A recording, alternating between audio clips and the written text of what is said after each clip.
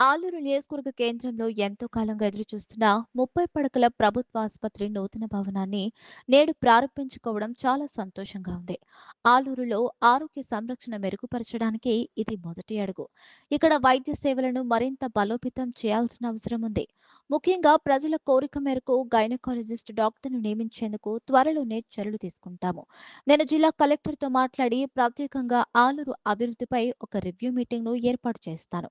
ఈ మీటింగ్‌కు Aluru TDP incharge Vaikuntham జ్యోతి గారిని కూడా ఆహ్వానించి, ఆలూరు ప్రజల సమస్యలను ముఖ్యంగా తాగునీటి సమస్యను కలెక్టర్ దృష్టికి తీసుకెళ్తాము. ఆస్పరి మండలంలో హంద్రీనీవా ద్వారా తాగునీరు అందించేందుకు ఇప్పటికే జల వనరుల శాఖ ఎస్సీ గారికి ఆదేశాలు జారీ చేశాము. ఆలూరులో విద్య, వైద్యం వెనుకబడి ఉన్నందున ఆర్టీడీ, సాయిబాబా సంస్థల వంటి స్వచ్ఛంద సంస్థలను భాగస్వాములుగా చేస్తాము. వారు కూడా అభివృద్ధికి సహకరిస్తామని హామీ ఇచ్చారు. ఈ ప్రాంత సమగ్రాభివృద్ధికి కూటమి ప్రభుత్వం కట్టుబడి ఉంది.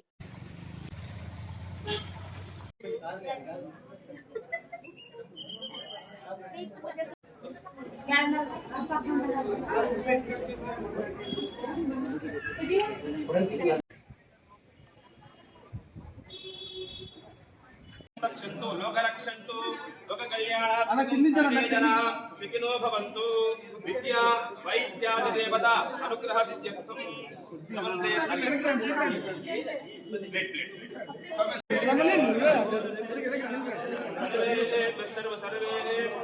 నమస్తే అస్తు రుద్రరూపేభ్యః ఊష్మాణం భయం దత్వా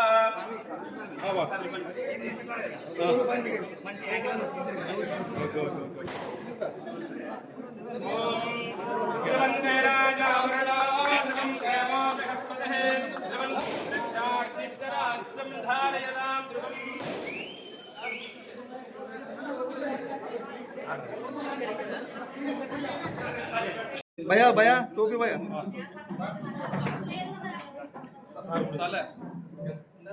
జిల్లా హెడ్ క్వార్టర్లో కలెక్టర్ ఆధ్వర్యంలో ఆలూరుని ఎస్పెషల్లీ ఆలూరు మీద సపరేట్గా ఒక రివ్యూ మీటింగ్ పెట్టుకోవడానికి కలెక్టర్ గారు త్వరలోనే ఒక డేట్ ఫిక్స్ చేసి చేయబోతా ఉన్నారు.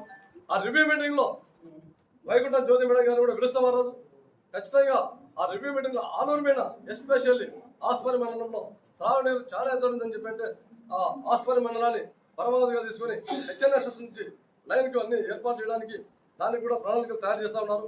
మననే ఎస్సీ గారికి గట్టిగా ఆదేశాలు ఇవ్వడం జరిగింది.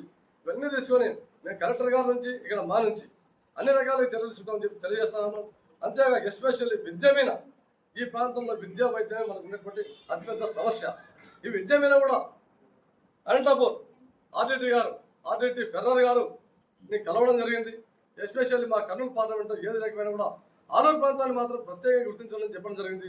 వాళ్ళు కూడా ఆర్డిటిని కొంచెం రెన్యువల్ చేయకపోయింటే మన ఢిల్లీలో అమిత్ షా గారికి ఇచ్చి రెన్యువల్ చేయడం కూడా గత వారం రోజుల క్రితం బ్రహ్మాండం రెన్యువల్ చేశారు. చాలా సంతోషం. ఈ కుటుంబ ప్రభుత్వంలో ఆర్డిటి వాళ్ళని రెన్యువల్ చేయించడంలో మనం సఫలీకృతమయ్యాము. అందులో భాగంగా ఆర్డిటి వాళ్ళ సేవలు మనం ఖచ్చితంగా వాడుకోవాలి ఈ ప్రాంతంలో.